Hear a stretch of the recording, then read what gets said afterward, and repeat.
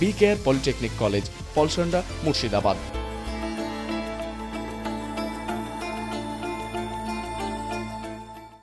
খড়গ্রাম থানার অন্তর্গত সাদর গ্রাম পঞ্চায়েতের বিভিন্ন এলাকায় বর্ষার সময় ড্রেনের সমস্যা চরমে উঠেছে। জল নিকাশির সঠিক ব্যবস্থা না থাকায় রাস্তাঘাটে জল জমে সাধারণ মানুষের চলাচলে চরম সমস্যার সম্মুখীন হতে হচ্ছে। এই সমস্যা নিয়ে এলাকাবাসীর সঙ্গে সরাসরি জনসংযোগে নামেন খড়গ্রাম থানার পুলিশ প্রশাসন। এলাকার পরিস্থিতি খতিয়ে দেখতে এদিন সাদর গ্রামে আসেন খড়গ্রাম থানার পুলিশ ইনচার্জ সুরজিৎ হালদার এবং কান্দি সার্কেলের সিআই সোম বন্দ্যোপাধ্যায়।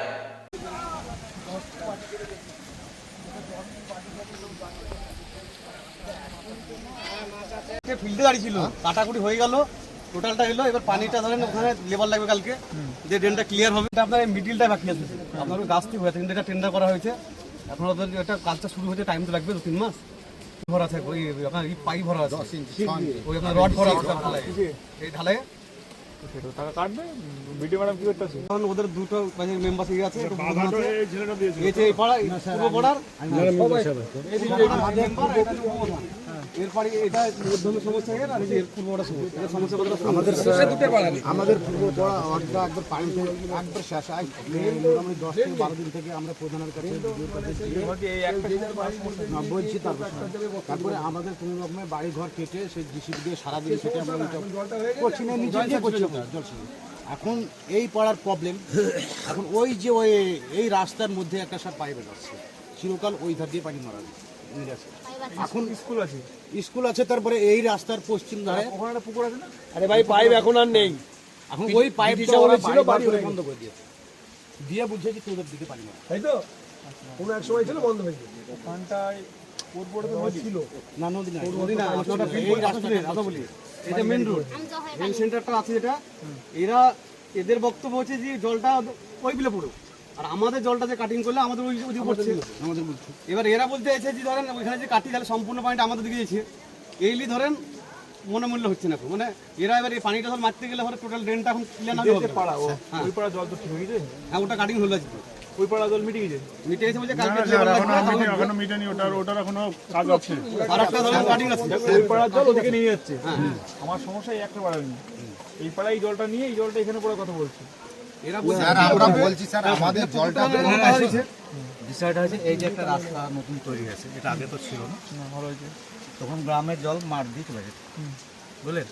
রাস্তাটা যে ব্লক হয়ে গেছে।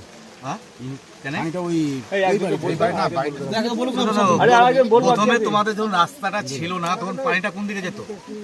মাঠ দিয়ে যেত, মাঠ দিয়ে বেরিয়ে যেত, ধরেও যেত,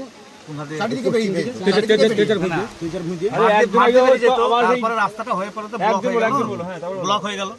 এখন বিষয়টা হচ্ছে আপনার সাব সেন্টার আছে, স্কুলটা জল হয়ে গেছে। এখন বিষয়টা হচ্ছে ড্রেনটা এখনো ক্লিয়ার হয়নি, বুঝলেন?